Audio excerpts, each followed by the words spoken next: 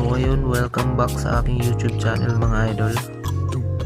Sa video ito ipapakita ko sa inyo ang first long ride namin dito sa Japan.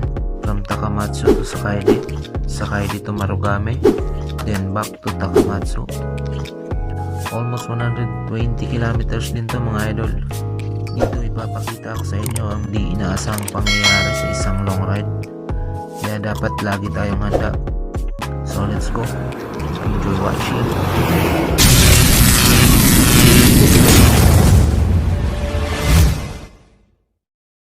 Ayun, good morning mga idol. Papunta na tayo ng Takamatsu ngayon. At dun yung meeting place namin. So samahan niyo ako, let's go.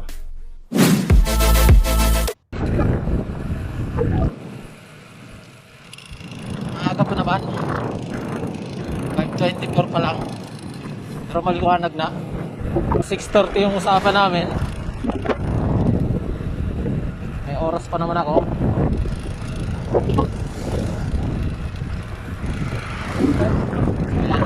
Ataw na tayo. Tamang warm up na to guys.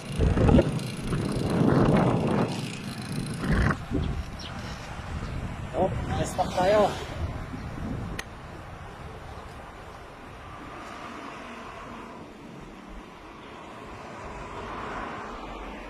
O yun guys, naka red light tayo. Mamaya na lang ulit. A few moments later. Dito kami sa unang ahon ng Sakaide na aking kasama. Are. Third week of training. Yun. Kayang-kaya. Pagka ganito yung naahon mo, wala naman masyadong init. Presko ng hangin. Si pare sa ulihan. Nagpahinga. Panay-panay lang namin tong ahon. Wala pa daw sa kalahati. Yan po ang nawawalang member ng Ronda Pilipinas. Nasa Japan pala kaya hindi namin makita sa Pilipinas. Kakahingal pala guys. Kakahingal mag-video habang nagbabike. Sinasabi kong kailangan i-prepare pag maglulong distance. Ayan. Una-una sa lahat, kailangan mo i-prepare yung tuhod. Lalo na pag mga ganitong ahonin, nangatog na yung tuhod. Kailangan ng guys, deliver naman ng balot dyan. Pampalakas ng tuhod guys. Mga lahat din namin ng bundok. Yan sila. Ang aking pinakamalupit na riders. Malupit magpahinga po. Wala pa kami natatanaw na patag puro ahon. A few inches later. Parang magjowa o. Talaga pag magbabike, cyclist stop lang iwanan. Oo.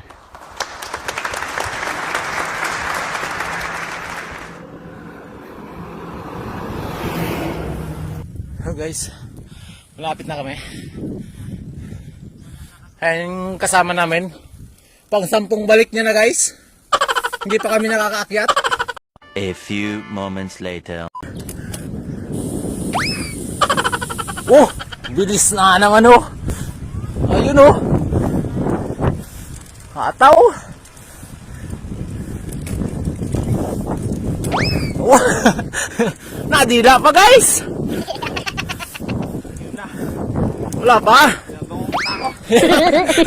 Pinabangungot na pala. Kasi dyan ko, laki-laki o. Ayun oh. Oh, wala yan. Pag uwi natin, wala na yan. Tuloy. Bye-bye. Bye-bye. Tuloy lang. Bumirada na yung aming star player. Ayun oh. Patag na ba de? Yan pa yung isang star player namin sa likod. Patag na daw. Kanina pa kakapatag, di pa kami nalusong. Kanina pa kaming malapit, hindi pa kami nakakarating. Ayun oh. Ang mga star player, bulol-bulol na guys.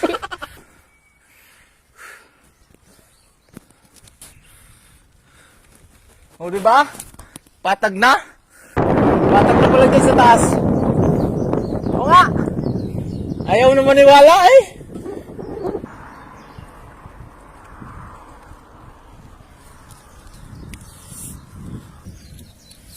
So yun guys, kasalukuyan po pangalawang evolution. Nagdatarang ko po ngayon Gilas, Pilipinas. Hindi ko alam kung bakit napunta dito yung player ng Gilas, Pilipinas.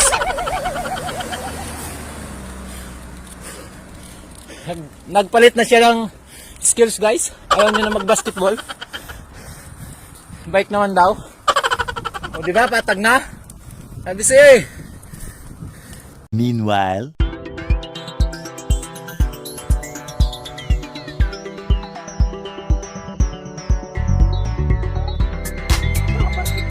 Guys, pahinga muna kami. Kaya lang tapa natin sa ulit. Yung mga kapadyak, kwentuhang trabaho muna kami. Sister company namin sila.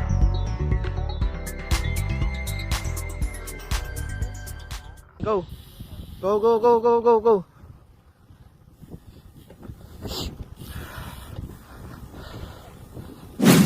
O, yun mga idol.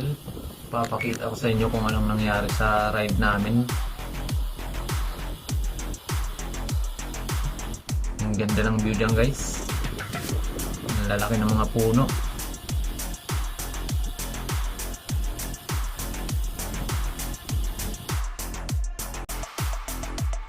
So yun, dire-diretso na kami. Mabilis na yung aming takbo dyan. Ayan, kung mapapansin nyo guys, nakatutok ako dyan kay Kenneth.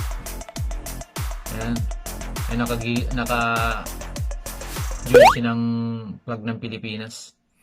So di ko napansin dyan guys, nakatutok ako sa kanya. May iniwasan siyang lubak, yan. Yan, kung makikita nyo guys. May iniwasan siya dyan lubak. Ayun. Nagkurbada dyan. Umiiwas siya, ako dire-diretso na lang. Hindi ko naiwasan yung lubak. Ayun. Pasok tayo dun sa lubak na yun. Ayan. Akala ko okay lang yung lagay ng ating gulong guys. Pero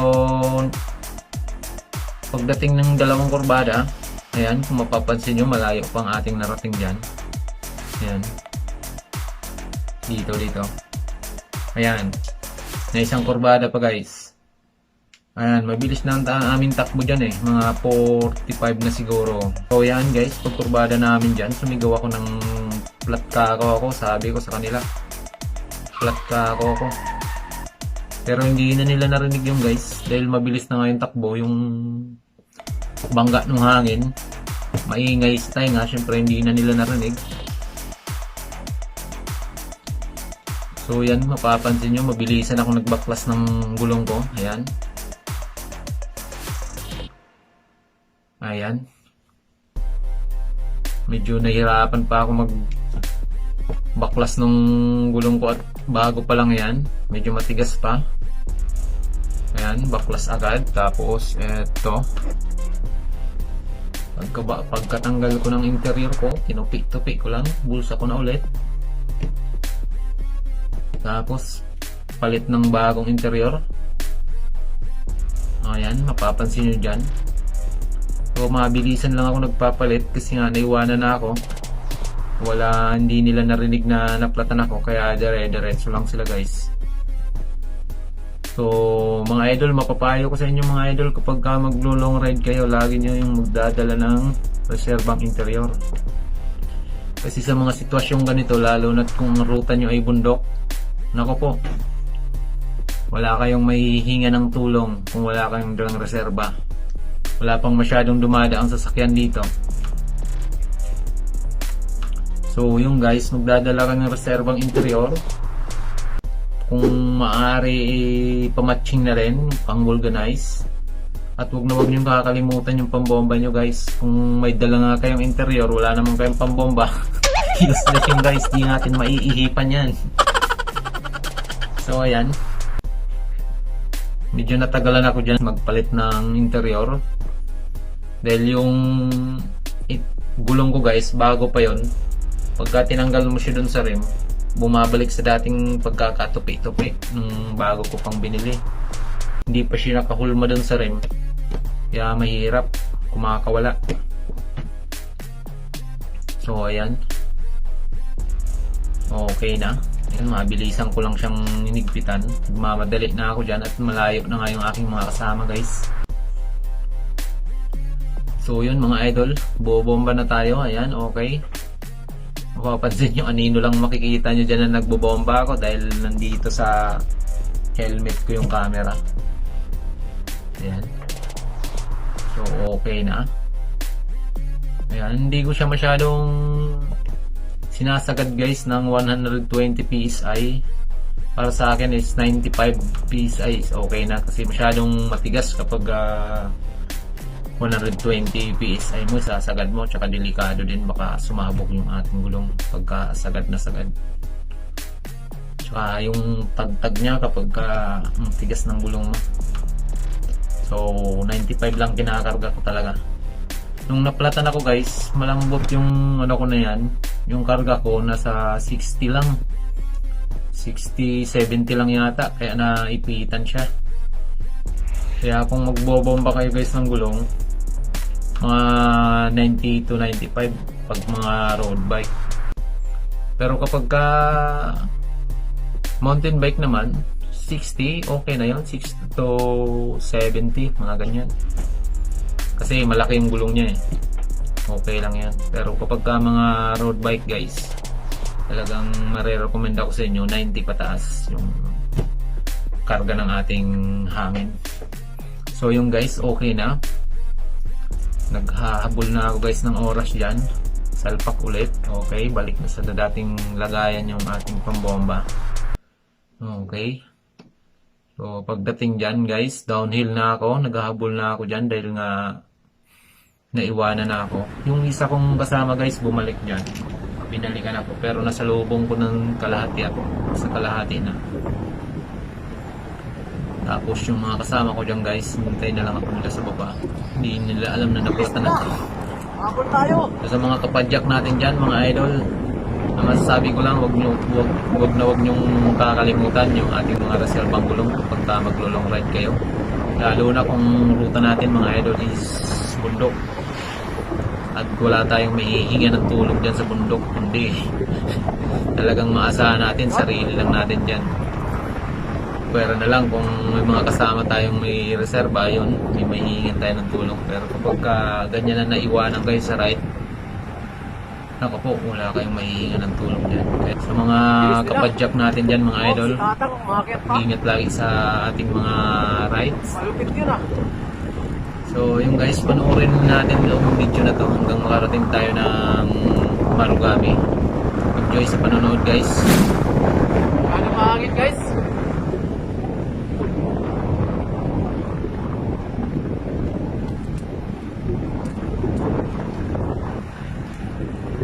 Uy ako!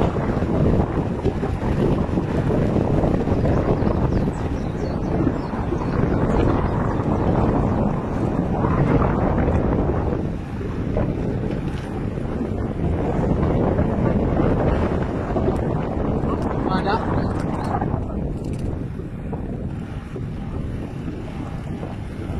$51.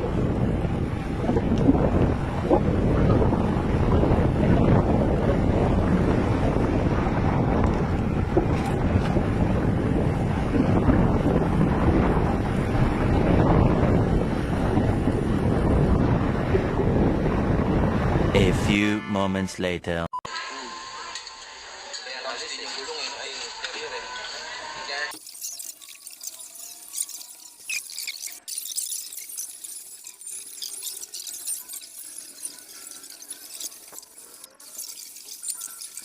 Two hours Yan later. ang aming taga-trangko from Gilas, Pilipinas. Ang star player ng Evolution. Tumatrangko ng 40-40, bali 80. Ang aking service, umiiyak na. Bike na ulit kami. Oh, let's go guys. Magpagod ulit.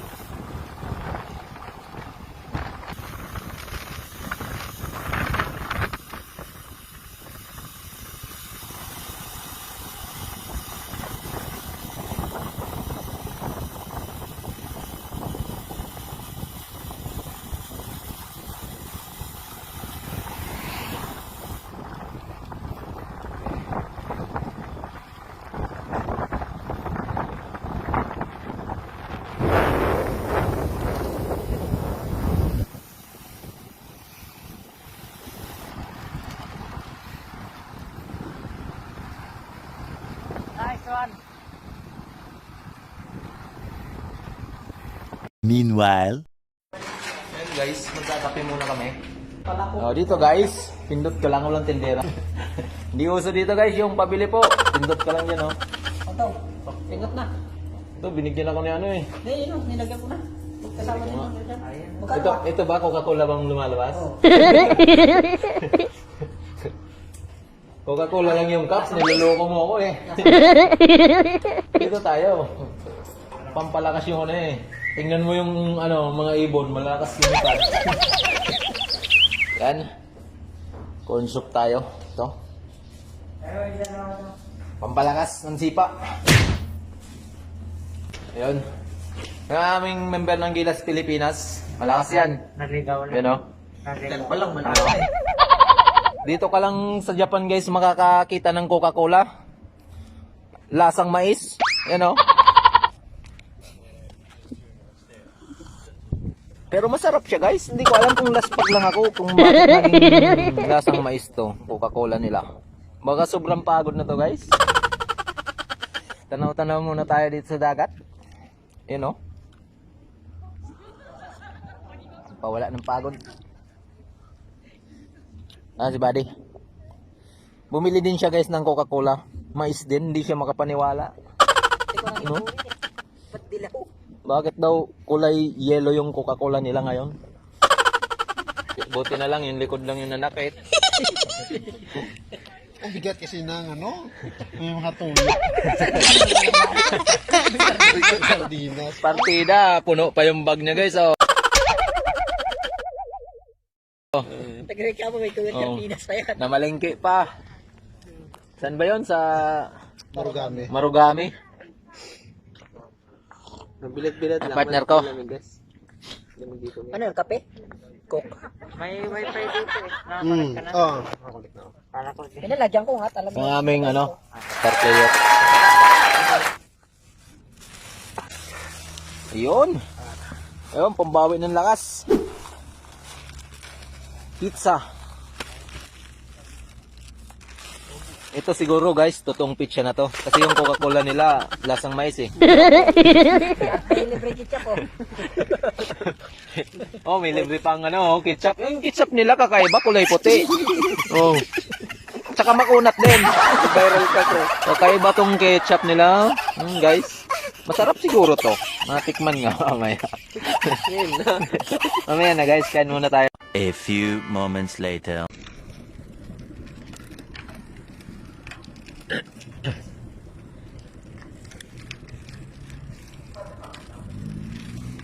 Hintay ko doon pala duman. Dito pala duman sa kabila.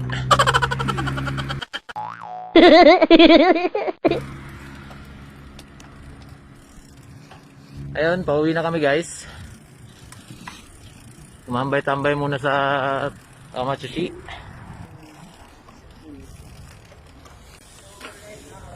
Ang kasama namin. Sige, bira eh.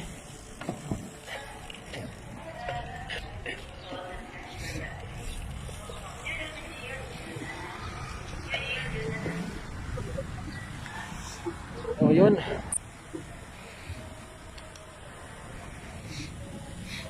Kunti na lang kami mabiyahin. Yan. Ang aming taga-trangko. Walang kapagod-pagod. Ayun yung sprinter namin. Malupit yan. Naaw ng 30 yan.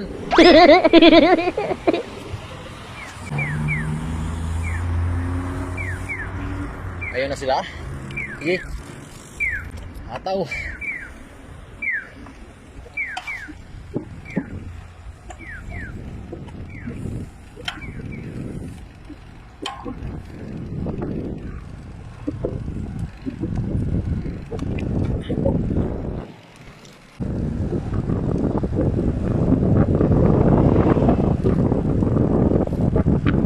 Partay danuhan di pa yan. Ganyan daw siya magpahinga. Guys, yung isa naming kasama. Kenneth. Yun yung isa.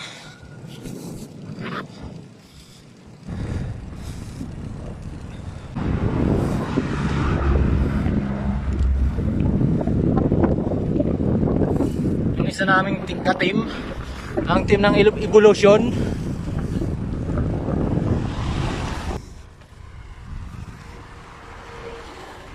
Yan.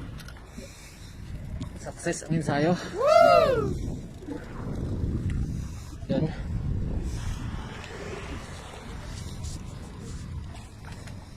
May bisita. Ayun, nakauwi din.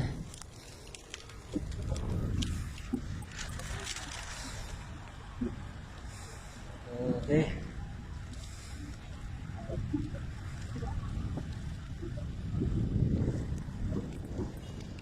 Dito na guys. Pauwi na ako.